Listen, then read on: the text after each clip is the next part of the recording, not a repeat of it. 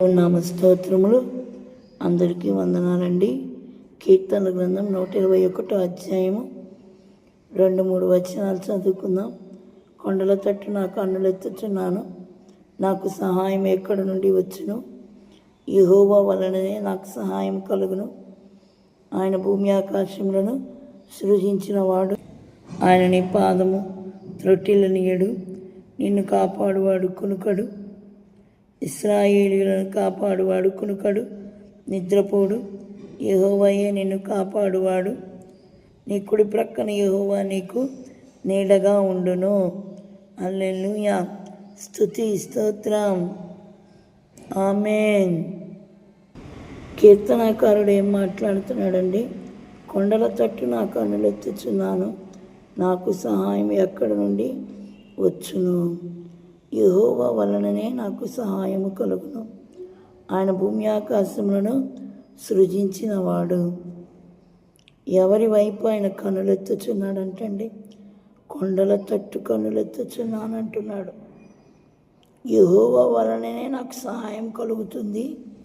ఇంకా దేని వలన, ఎవరి వలన నాకు సహాయం అందదు.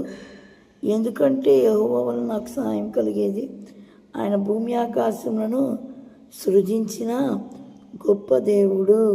భూమి ఆకాశములను సృజించిన గొప్ప దేవుడు కనుక యెహోవా వలన నాకు సహాయం కలుగుతుందని భక్తులు మాట్లాడుతూ ఉన్నారు.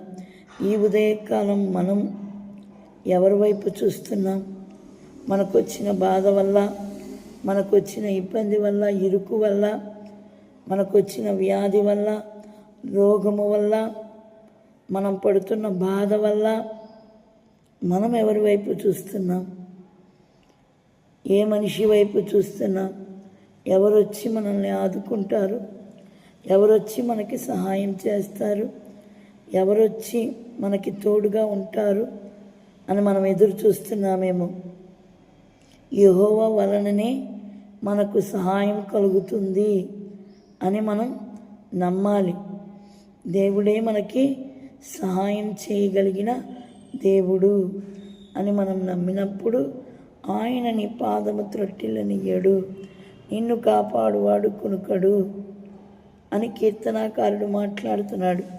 యెహోవా వలనే నాకు సహాయం దొరుకుతుందని నువ్వు నమ్మినప్పుడు మన పాదము త్రొట్టిల్లనియ్యడంట. ఇటు కానీ అటు కానీ మన పాదము కింద పడకుండా, మనం ఏ తప్పుడు మార్గములలో నడవకుండా మనల్ని ఆయన కాపాడుతూ ఉంటాడు.